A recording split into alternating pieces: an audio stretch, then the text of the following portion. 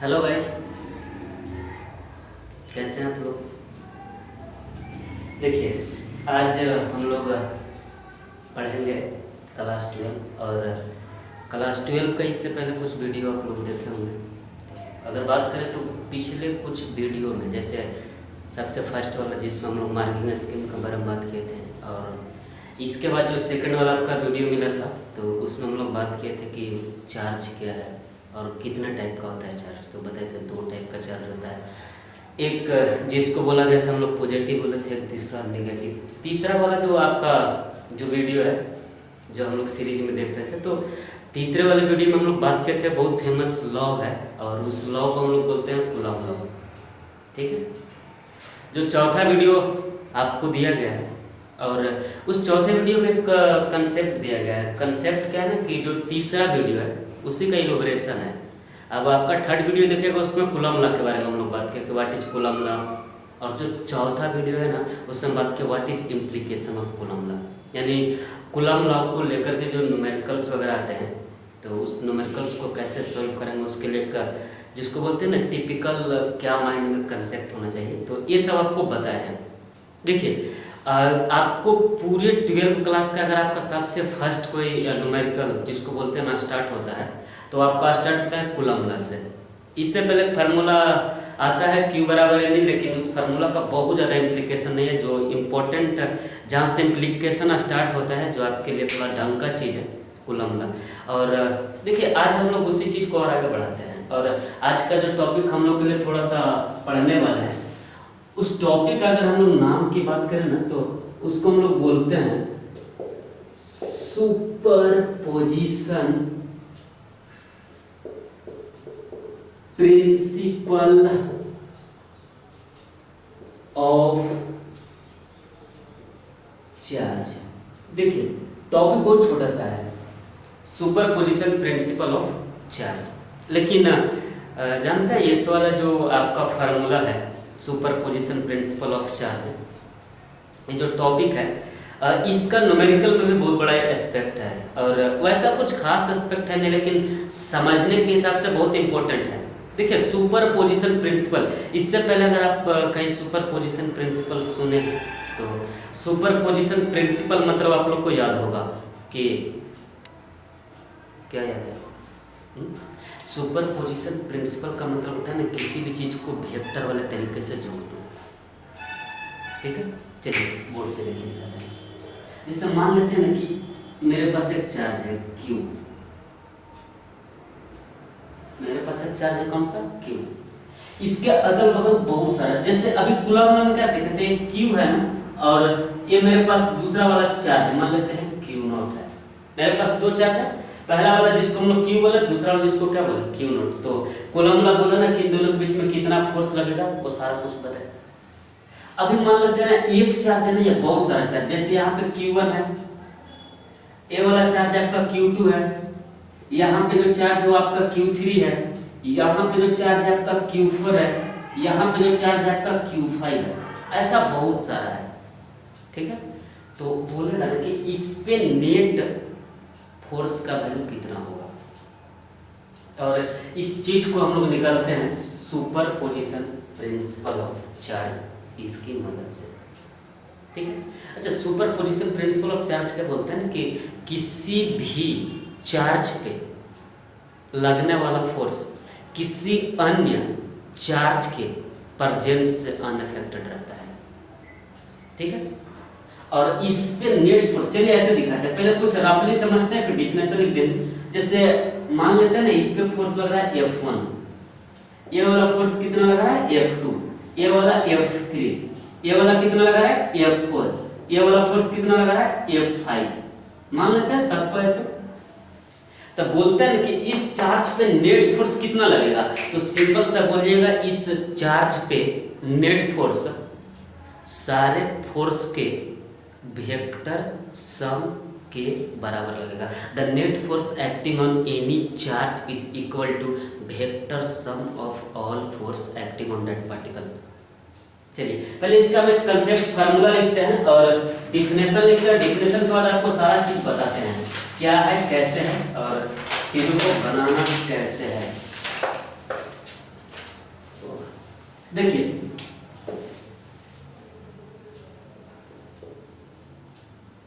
Force acting on charge particle is unaffected by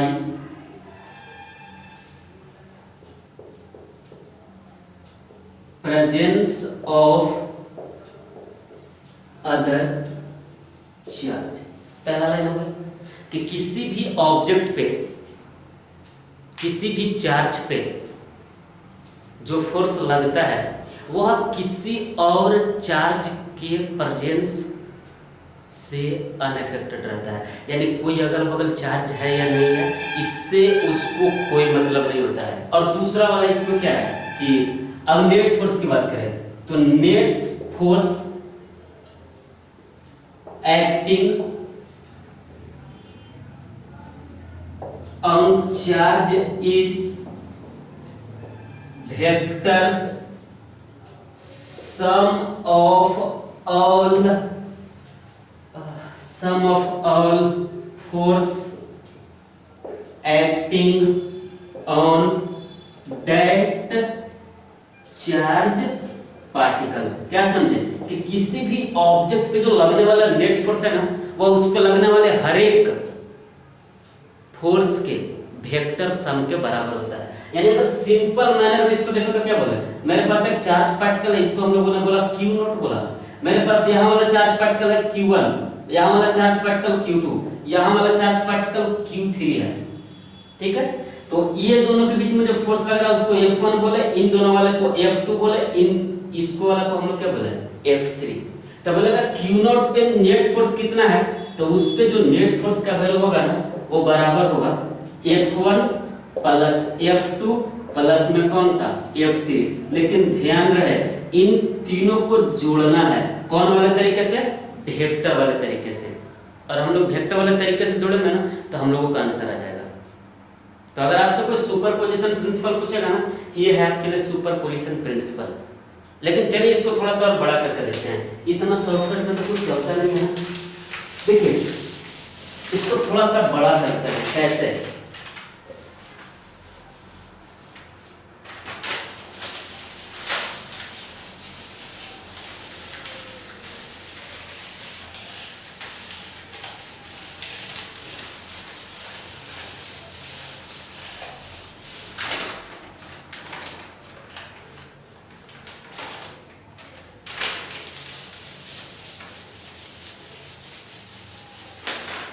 देखिए बड़ा करने का कोई मतलब नहीं है, लेकिन फिर भी आप लोग सीखिए।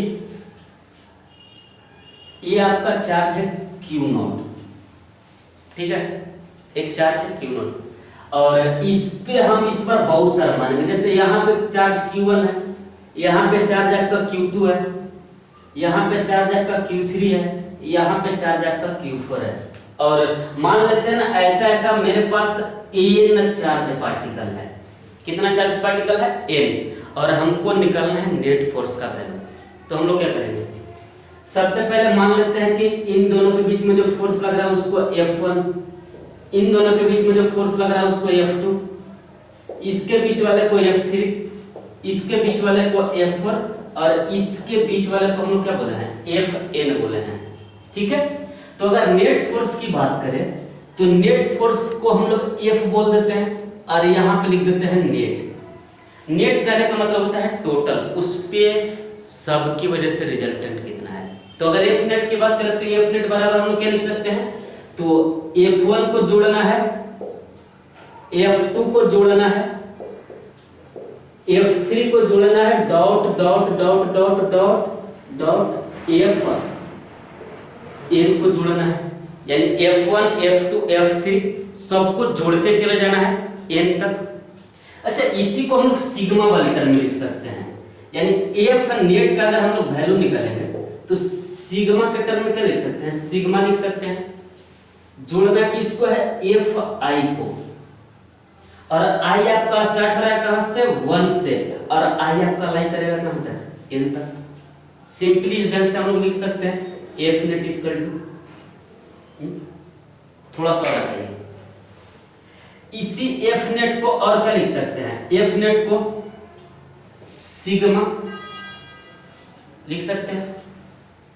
इस एफ बराबर क्या लिख सकते हैं, 1/4 पाई एप्सिलॉन नॉट इनटू में Q1 Q2 डिवाइड में R स्क्वायर। ये तो फार्मूला जानते हैं आप लोग। अब देखिए जितना भी चार्ज पार्टिकल है ना, सबके लिए Q नॉट का वैल्यू बराबर है। सबके लिए Q नॉट का वैल्यू क्या है, बराबर। यानी एक वाला चार्ज को हम लोग Q नॉट करेंगे और दूसरा वाला चार्ज वेरिएबल है तो उसको I करेंगे। चूंकि हर एक का पोजीशन सेम नहीं है तो हम लोग इसको R I का होल स्क्वायर करेंगे। यानी हम लोग इसी फार्मूला को ऐसे भी लिख सकते हैं, सिंपल सा लिख सकते हैं। अच्छा थोड़ा सा और आगे बढ़िए। अगर हम लोग इसको वेक्टर वाले टर्म में लिखे तो आप लोग याद होगा, तो इसी एफ नेट को हम लोग क्या बोलेंगे, तो sigma 1/4 pi epsilon naught into में Q नॉट इनटू में QI डिवाइड में R का होल क्यूब, याद आ रहा है ना, ये सब पढ़ाया मैं आपको, इनटू में R कैप और यहाँ पे I लिखेंगे और इस I का वैल्यू 1 से लेकर के इस I का वैल्यू कहाँ तक नहीं करेगा, n तक। ये सब कुछ आपको वेक्टर वाले में पढ़ाया है, ठीक है। अच्छा इसको एक टर्म और लिख सकते हैं। अगर बोलेगा ना कि सर जी अगर मान लेते हैं कोऑर्डिनेट के रूप में दिया, आप चाहे तो इसको नोट कर सकते हैं, इसको स्क्रीनशॉट कर लीजिए, बाद में लिख लीजिएगा। देखिए सबसे पहले अगर मान लेते हैं ना कि इस क्वेश्चन को थोड़ा सा और इलैबोरेट करें, किस टाइप से कर सकता है, वेक्टर वाले में भी दिखाते हैं।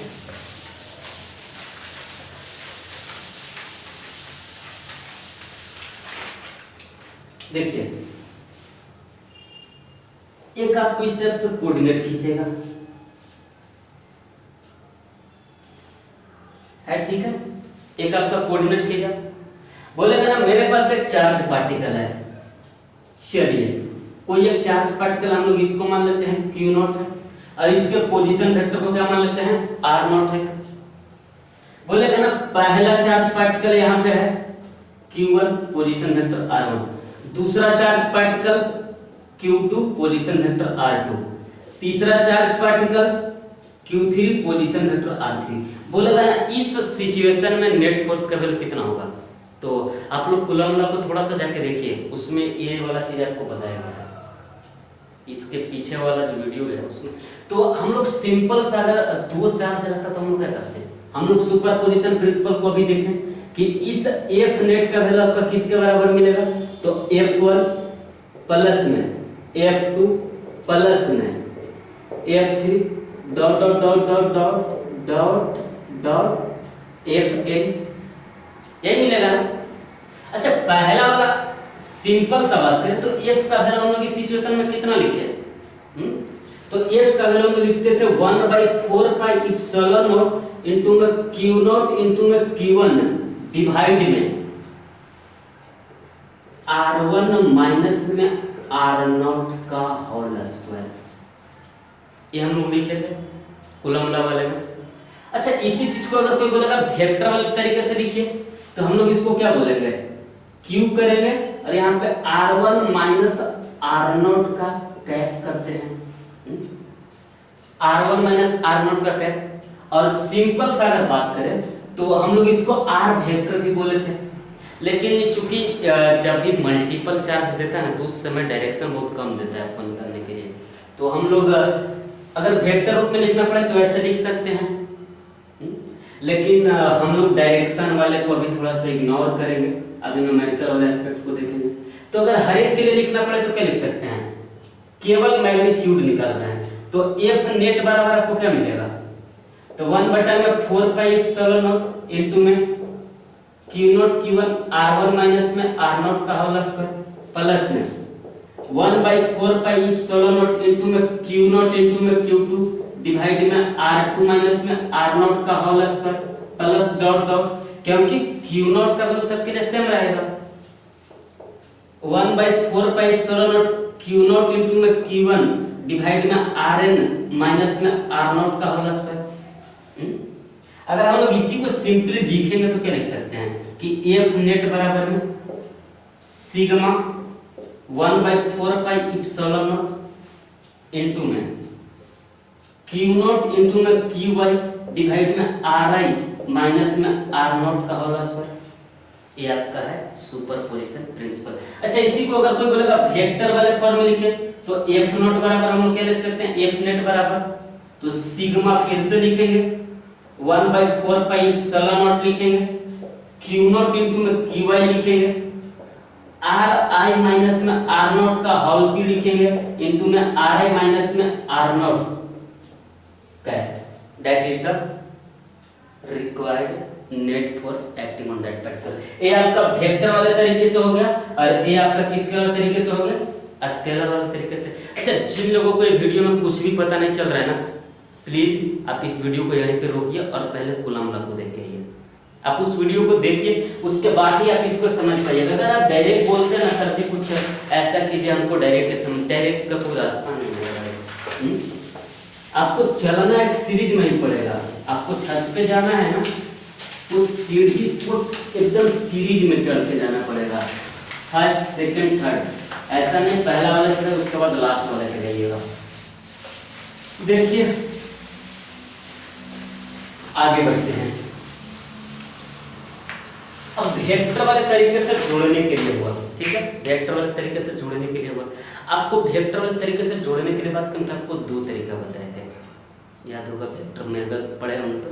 वेक्टर में दो तरीका क्या ना, पहला तरीका है कि या तो आप उसको सिंपल जोड़िए r बराबर root under A square plus B square plus 2ab cos theta से, और दूसरा जोड़ने का जो तरीका है आप उसको कंपोनेंट यूनिट वेक्टर में तोड़िए, कंपोनेंट में तोड़िए, आई जे के टर्म में, और उसके बाद जोड़िए। देखिए अगर दो चार्ज है ना तब तो आपका ये वाला बहुत सिंपल लगता है, चलो बना देते हैं, या एकदम जिसको बोलते हैं ना रेगुलर फिगर है, जैसे स्क्वायर है और आपका हेक्सागोन है, पेंटागोन है, तो आप इजीली बना सकते हैं, ठीक है। लेकिन जब भी अगर आपको कॉम्प्लेक्स फिगर देता है ना तो आपके पास कोई उपाय नहीं बचता है। अभी क्या करते हैं ना, हम लोग दोनों तरीका को सीखते हैं कि आखिर दोनों तरीका है क्या। इसके बाद कुछ तरीका शॉर्टकट बताएंगे। देखिए सबसे फर्स्ट टाइप का जो सवाल है, चूंकि हम लोग इसमें ज़्यादा मुश्किल भरा डाटा नहीं लेंगे, डाटा को थोड़ा सिंपल रखेंगे ताकि आपको समझ में आए, क्योंकि ये केवल तरीका सिखाना है। देखिए बोलेगा ना मेरे पास एक इक्विलैटरल ट्रायंगल है और इसके तीनों कॉर्नर पे चार्ज रखा हुआ है।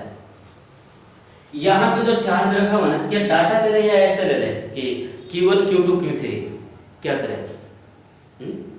अब जैसे बोलेगा हम उसको वैसे बना सकते हैं, लेकिन चूंकि हम लोग जनरलाइज कर देते हैं इसको, तो इसका चार्ज Q1 है, इसका चार्ज Q2 है और यहाँ पे चार्ज Q0 है। चूंकि आपको ऑलरेडी बता चुके हैं कि चलिए चार्ज को भी बराबर करते हैं। अभी क्या एकदम अलग अलग रखते हैं, सेम सेम। हाँ देखिए मेरे पास एक इक्विलैटरल ट्रायंगल है, समझिए पहले क्वेश्चन को समझिए। मेरे पास एक इक्विलैटरल ट्रायंगल है और इसके तीन कॉर्नर पे तीन चार्ज रखा हुआ है, Q, Q और Q। अच्छा बीच का डिस्टेंस है R, R और R, क्योंकि इक्विलैटरल ट्रायंगल है, एंगल 60 60 60 हो जाएगा। तो अगर आपको इसको क्वेश्चन के रूप में लगे, suppose there is equilateral triangle at each corner of charge of quantity Q is placed and the edge of equilateral triangle is R. Find the value of force acting on vertices, one vertices. आपको simple सा बोला है ना कि इस पे कितना force लग रहा है। एक इक्विलैटरल ट्रायंगल है, Q, Q और Q, बीच का डिस्टेंस कितना है R, R और R। बोलता है ना कि ऊपर वाला जो वर्टिसेस है ना उस पे कितना फोर्स लग रहा है। अब सिंपल सा अगर आप देखिएगा तो कूलम्ब लॉ बोले थे कि इन दोनों के बीच का फोर्स निकाल सकते हैं, सिंपली निकाल सकते हैं। तो अगर इस वाले साइड के बीच का हम लोग फोर्स निकालना चाहें तो F बराबर क्या निकालेंगे, कि Q1 Q2 डिवाइड में R स्क्वायर, फार्मूला यही है। चलिए K को हम लोग 1/4 पाई एप्सिलॉन नॉट नहीं लिखेंगे तो थोड़ा सिंपल लगता है। अच्छा ये Q है, ये वाला भी Q है, बीच का डिस्टेंस R है तो R का स्क्वायर, यानी F बराबर हम लिख सकते हैं F Q स्क्वायर डिवाइड में R स्क्वायर, ठीक है। इनके बीच का फोर्स निकाल सकते हैं क्योंकि यहाँ पे भी Q है, यहाँ पे भी Q है, तो इस सिचुएशन में भी लगने वाला फोर्स का वैल्यू आपको मिलेगा K Q स्क्वायर डिवाइड में कौन सा आर स्क्वायर, क्योंकि हर एक डाटा सेम है। तो यहाँ पे हम लोग फोर्स निकाला है, चूंकि उतना ही फोर्स वहां पे भी लगेगा। अच्छा, इनके बीच का फोर्स निकालने का कोई जरूरत नहीं है। क्यों? क्योंकि फोर्स इस पे निकालना है, फोर्स तो इस पे निकालना है, तो इस पे लगाने वाला फोर्स एक ये है और दूसरा ये है। ये दोनों तो आपस में फोर्स लगा रहे हैं, इससे कोई मतलब है नहीं। अभी सुपर पोजिशन बोला है ना, इसकी वजह से फोर्स और इसकी वजह से फोर्स। अब देखिए यहाँ पे और कंसेप्ट है। इसके बाद आप चार्ज का नेचर देखिएगा। चार्ज का क्या देखना है? नेचर। इसका नेचर क्या है? प्लस। इसका नेचर क्या है? प्लस। इसका नेचर क्या है? प्लस, क्योंकि हर एक चार्ज प्लस प्लस है। ए भी प्लस है, ए भी प्लस है, ए भी प्लस है। अब सोचिए, प्लस प्लस वाला क्या करता है? रिपल्स करता है या अट्रैक्ट करता है? तो प्लस प्लस वाला रिपल्स करेगा। अब प्लस प्लस वाला रिपल्स करेगा, ये भी प्लस है, ये भी प्लस है, तो ये वाला चार्ज उसको दूर भागाएगा। रिपल्स करना मतलब दूर भागाएगा। तो जब भी दूर भागाएगा, यानी ये इसको धक्का मार रहा है बाहर की ओर। ये वाला भी प्लस है, ये वाला भी प्लस है, तो ये भी इसको धक्का मारेगा इधर की ओर, क्योंकि प्लस है ना, धक्का मारेगा। आपको पहले ही बता चुके हैं, इक्विलैटरल ट्रायंगल है तो ये वाला एंगल 60 डिग्री होगा। तो ऑपोजिट से बात करें ना, तो ऑपोजिट से ये वाला एंगल भी क्या होगा? 60 डिग्री मिला। अच्छा, ये वाला जो वेक्टर है, इसका फोर्स हम लोग निकाले हैं k⁴/r²। इसका फोर्स हम लोग निकाले हैं k⁴ में कौन सा? r²। अब हम लोग को करना क्या है? हम लोग फार्मूला जानते हैं, F बराबर में क्या जानते हैं? तो F1 का स्क्वायर प्लस F2 का square plus 2F1 F2 cos theta. Really में फार्मूला R का सीखा है कि R बराबर root under a² plus b² plus 2ab cos theta, लेकिन यहाँ पे a और b का वैल्यू F1 और F2 है। ठीक है, देखिए अब इस F का वैल्यू निकालते हैं। चलिए, F1 का वैल्यू आपके लिए कितना है सर जी? तो k⁴ डिवाइड में r² का होल स्क्वायर। F2 का वैल्यू कितना है? तो फिर से ये k⁴ डिवाइड में r² का होल स्क्वायर प्लस में 2। चलिए, F1 का वैल्यू बताइए। हम इसको मिटा देते हैं, आप लोग के पास तो होगा ये सारे चीज। 2 F1 का वैल्यू बताइए फिर से।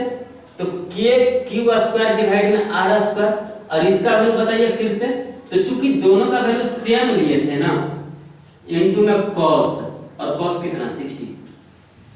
ठीक है, देखिए आगे बनाते हैं। F बराबर है, अच्छा 1 और 1 2। देखिए ना, k⁴/r², k⁴/r² दोनों सेम सेम है ना, तो हम इसको 2 इंटू में से लिख दे क्या? k⁴ में r² का होल स्क्वायर चलेगा। अब 2 को 2 रख देते हैं। अच्छा, ये दोनों को मल्टीप्लाई करेंगे तो k⁴ में r² आ सकता है सिंपली का होल स्क्वायर, मल्टीप्लाई के तो होल स्क्वायर, और cos 60 का वैल्यू 1/2। 1/2 से 1/2 को कैंसिल कर सकते हैं। अब देखिए ना, आपको क्या मिला? रूट अंडर में 2 और 1 3, यानी 3 इंटू में k⁴ डिवाइड में r² का कौन सा? होल स्क्वायर, क्योंकि ये भी सेम 1 और 1 2 3 हो गया। ठीक है, स्क्वायर है ना, यानी इसका रूट हम लोग निकाल सकते हैं, लेकिन 3 तो सिंगल है ना, यानी इस f का जो हम लोग नेट का जो वैल्यू निकालेंगे, तो √3 इंटू में k⁴ डिवाइड में कौन सा? r²। आपने क्या सीखा? किसी इक्विलैटरल ट्रायंगल के वर्टिसेस पे जो चार्ज रखा रहता है ना, उस पर लगने वाला फोर्स का वैल्यू होता है √3 इंटू में k⁴ डिवाइड में कौन सा? r²। पता चला? देखिए, ये वाला कब लगेगा? जब तीनों का तीनों चार्ज का नेचर सेम सेम हो। तीनों के तीनों चार्ज का नेचर क्या हो? सेम सेम हो। लेकिन अगर चार्ज का नेचर उल्टा हो जाए, आपको हम करके दिखाते हैं। ठीक है, देखिए तीनों चार्ज का नेचर उल्टा हो जाए, इसका क्या मतलब है? आप समझिए, क्वेश्चन को जिस टाइप से क्वेश्चन दे आप उस टाइप से बनाइएगा। देखिए, बोलेगा ना फिर से क्वेश्चन वाई बोल देगा।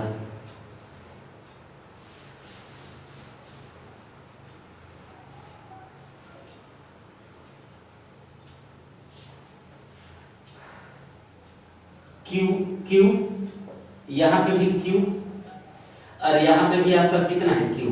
इस वाले को भी आर मानते हैं, इस वाले को भी आर मानते हैं, इस वाले को भी आर मानते हैं। अच्छा, सारा डाटा को हम जानबूझ के सेम रख रहे हैं, क्यों? क्योंकि आपको कंसेप्ट समझना है। ऐसे न्यूमेरिकल्स थ्योरी थोड़ी सीखना है कैसे कैलकुलेट करते हैं। क्यू क्यू क्यू है और आर आर आर है। पिछला सवाल हम लोग के पास है था। अच्छा, ये चीज और इसमें देखिए, ये तो हम लोगों ने फोर्स निकाल लिया। अगर आपसे बोले ना कि डायरेक्शन निकालिए, तो डायरेक्शन के लिए आपको फार्मूला याद है सर जी? tan अल्फा बराबर a cos theta plus b plus a sin theta. उस वाले फार्मूला से लगाइएगा और जो थीटा रहेगा ना, उस थीटा का वैल्यू आपको कितना रखना है? 60 डिग्री। ठीक है, क्योंकि पिछले बार बताया था आपका एंगल का वैल्यू 60 है। और आप डायरेक्शन निकालने के लिए अगर थोड़ा सा भी कंफ्यूज है तो आप वेक्टर वाले को जरूर देखिए। अब वेक्टर का वीडियो आपको सबसे पहले इसीलिए वेक्टर पढ़ने के लिए बोले भी थे और पढ़ाए भी हैं। देखिए, अब बार क्या बोलेगा ना, पिछले सवाल जैसा ही बोले, लेकिन एक फर्क क्या है? बोलेगा इसका तो हम लोग प्लस छोड़ दिया, लेकिन इसको हम लोग क्या कर दिया ना, माइनस। आपको इस पे नेट फोर्स निकालना है। सवाल वही है कि क्यू क्यू क्यू है, पिछली बार यही था ना, आर आर आर है, लेकिन इस बार थोड़ा सा बदलाव करते हैं। और बदलाव क्या है ना कि इस वाले को प्लस के बजाय क्या कर देता है? माइनस। अब बोलता है ना कि लगने वाला नेट फोर्स का वैल्यू बताइए। देखिए, हम लोग करेंगे क्या, चूंकि ये दोनों तो प्लस प्लस है, ये भी प्लस है, ये भी प्लस है, यानी ये वाला इसको धक्का मारेगा, धक्का मारेगा यानी दूर भेजेगा। ये भी प्लस है, ये भी प्लस है, तो इसको धक्का मारेगा ना, तो धक्का मारेगा, इसको दूर भेजेगा। और इस वाले फोर्स का वैल्यू हम लोग निकाल चुके हैं पिछली बार ही, के क्यू स्क्वायर बटा आर स्क्वायर। ये वाला जहां से हम लोग लिखे थे, क्योंकि पिछली बार और इस बार में हम लोग डाटा सेम रखे हैं। अब देखिए, ये वाला माइनस, ये वाला क्या है? प्लस है। एक माइनस है, क्या है? प्लस है। तो आपको याद होगा माइनस प्लस अट्रैक्ट करता है। तो जब भी माइनस प्लस अट्रैक्ट करता है, यानी ये वाला इसको इधर की ओर खींचेगा। ये तो इसको खींचेगा ना, इसको धक्का थोड़ी मारेगा। एक माइनस हो गया, एक प्लस हो गया। और इस वाले फोर्स का भी वैल्यू निकाले हैं, के क्यू स्क्वायर डिवाइड में कौन सा? R square. अब देखिए, इन दोनों के बीच का एंगल कितना है? इतना। अच्छा, ये इक्विलैटरल ट्रायंगल था तो इतना 60 है, तो कोई भी इंसान बोल सकता है सर जी ये कितना मिलेगा? 120 ही मिलेगा। ठीक है, अब देखिए फिर से फार्मूला लगाते हैं। जोड़ने का तो तरीका यही है, ये बराबर इतना, ये भी सही है। अब cos 60 नहीं लिखेंगे हम लोग, 120 लिखेंगे। और cos 120 का वैल्यू, cos 120 का वैल्यू होता है -1/2, तो ये माइनस साइन आ जाएगा यहाँ पे। अगर इस माइनस को यहाँ से हम लोग हटा दें तो माइनस यहाँ पे आएगा। अब देखिए ना, दो में से एक चला गया तो एक ही बचेगा, और इसका होल स्क्वायर करेंगे तो इतना ही बचेगा। क्या देखें, पिछली बार √3 आ रहा था, इस बार √3 नहीं है। यानी एक भी चार्ज का अगर नेचर बदलता है ना, तो आपका पूरा का पूरा न्यूमेरिकल बदल जाएगा। पता चला, किसी भी चार्ज का नेचर बदलता है ना, तो पूरा का पूरा न्यूमेरिकल बदल जाएगा, आपका पूरा का पूरा आंसर चेंज हो जाएगा। ठीक है, देखिए। अच्छा, इसी क्वेश्चन को कोई बोलता है ना सर जी कंपोनेंट वाले तरीके से बना दीजिए। अगर इसी क्वेश्चन को हम लोग बनाएं और कंपोनेंट के हिसाब से बदले तो किस टाइप से बदल सकता है? देखिए, कंपोनेंट वाले को भी हम लोग बदल के दिखाते हैं। करते कैसे हैं, आपको एक नया एस्पेक्ट में दिखाते हैं। देखिए,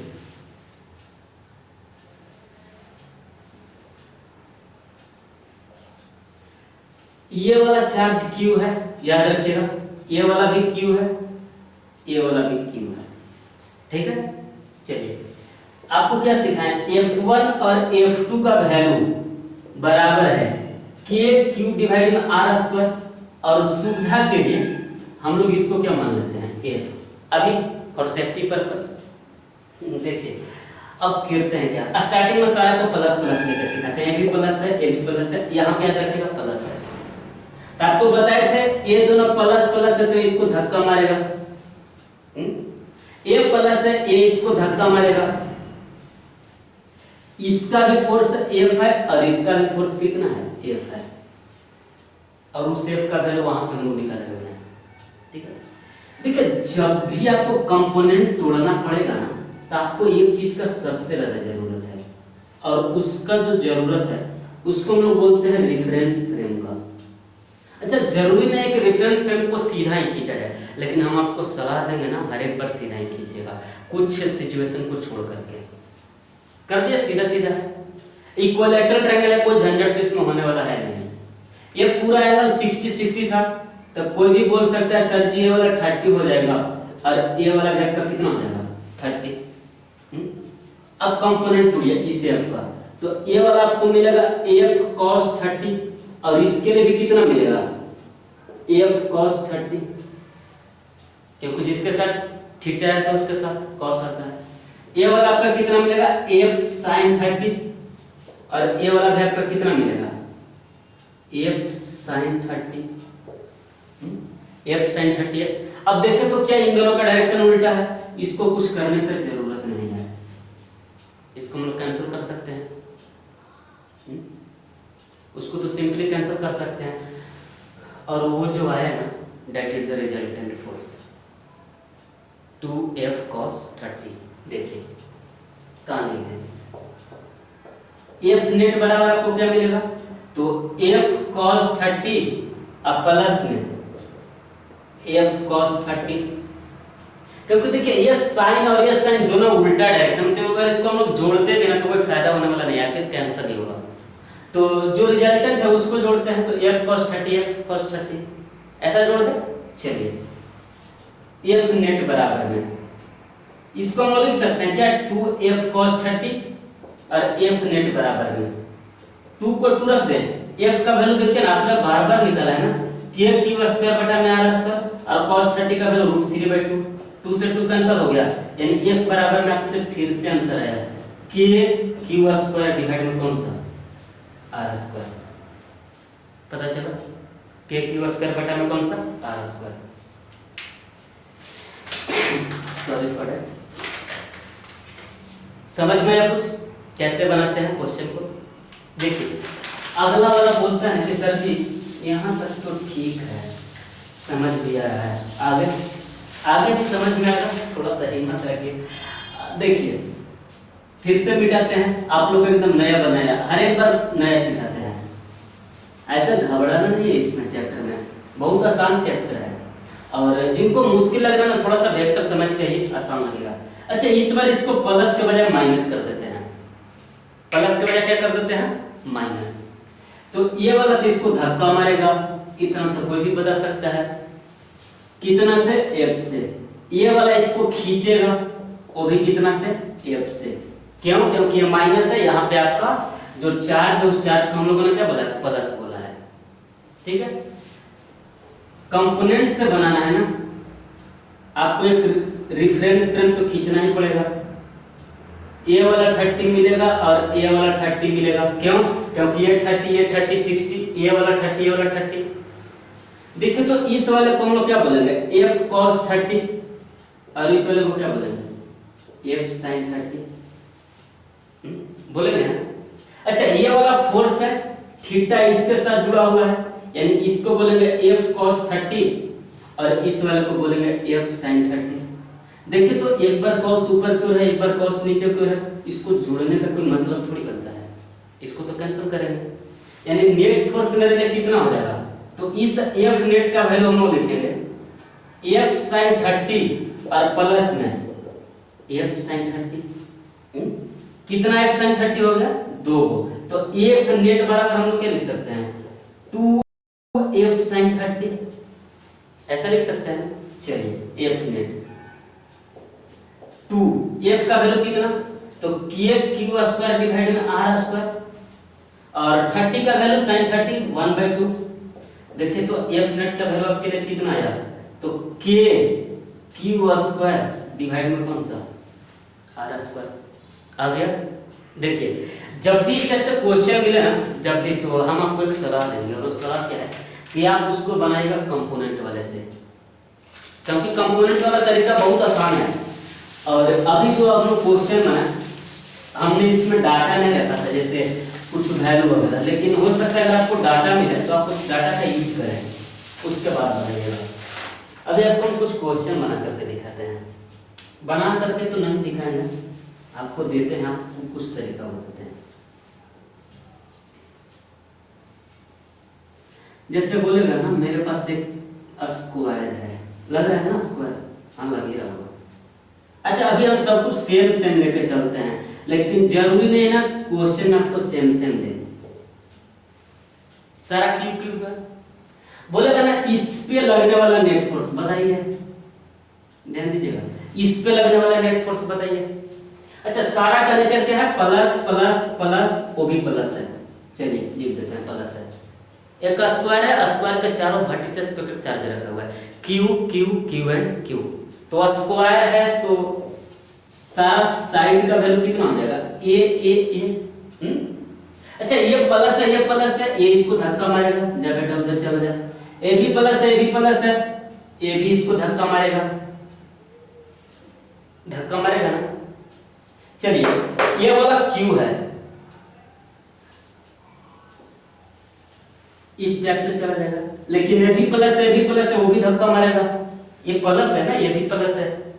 अब देखिए अगर इसके बीच का फोर्स निकालना रहेगा तो हम लोग क्या कर सकते हैं, k q1 q2 डिवाइड में r स्क्वायर, फार्मूला तो यही होता है। लेकिन चार्ज का वैल्यू q q है और बीच का डिस्टेंस a है, यानी इस f बराबर हम लोग सिंपली लिख सकते हैं k q स्क्वायर बटा में a स्क्वायर, क्योंकि बीच का डिस्टेंस a है। अच्छा इसके बीच का निकालना रहेगा तो क्या करेंगे, तो फिर से लिखेगा a बराबर k q q डिवाइड में a स्क्वायर, क्योंकि बीच का डिस्टेंस फिर से मेरे लिए कितना है a। लेकिन अगर इनके बीच का निकालना रहेगा तो देखिए इनके बीच का डिस्टेंस a के बराबर नहीं है। आप अगर ध्यान से देखिएगा, थोड़ा सा अगर ध्यान से देखिएगा तो बीच वाला लाइन को हम लोग डायगोनल बोलते हैं, बीच वाला लाइन को क्या बोलते हैं, डायगोनल। और किसी स्क्वायर के डायगोनल का फार्मूला होता है √2a, ठीक है। तो अगर इसके बीच का फोर्स निकालेंगे तो क्या लिख सकते हैं, a बराबर में k q q डिवाइड में √2a का होल स्क्वायर, यही करेंगे ना। तो इस a बराबर हम लोग क्या लिख सकते हैं, k q स्क्वायर डिवाइड में 2a स्क्वायर, क्योंकि √2 का होल स्क्वायर।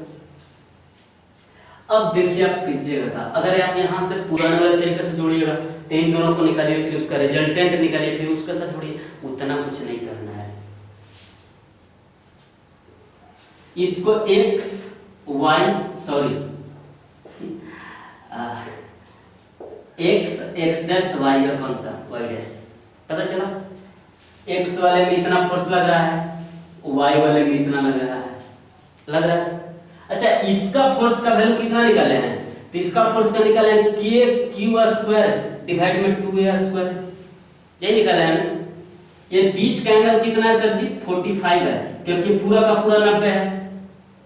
तो इसके साथ जो फोर्स लगेगा उसको हम लोग क्या बोलेंगे, तो k q स्क्वायर डिवाइड में 2a स्क्वायर इनटू में cos 45, और इसके साथ जो फोर्स लगेगा उसको क्या बोलेंगे, तो k q स्क्वायर डिवाइड में 2a स्क्वायर इनटू में sin 45, ये लगेगा ना। अब देखिए तो x में लगने वाला ये कितना फोर्स है और दूसरा वाला फोर्स कितना है, इतना है, इन दोनों को आपस में जोड़ दीजिए। y में लगने वाला एक फोर्स इतना है, दूसरा वाला फोर्स इतना है, इन दोनों को जोड़ दीजिए। तो अगर आप इसको जोड़िएगा तो x में लगने वाला फोर्स निकलेगा, इसको जोड़िएगा तो y में लगने वाला फोर्स निकलेगा।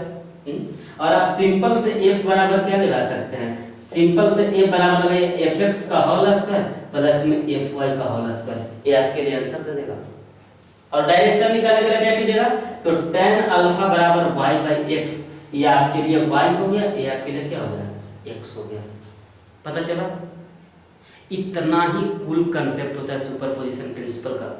आशा करते हैं आप लोग को ये वीडियो समझ में आया होगा, और न समझ में आए तो इसको एक बार फिर से देखिए। मिलते हैं नेक्स्ट क्लास में, थैंक यू।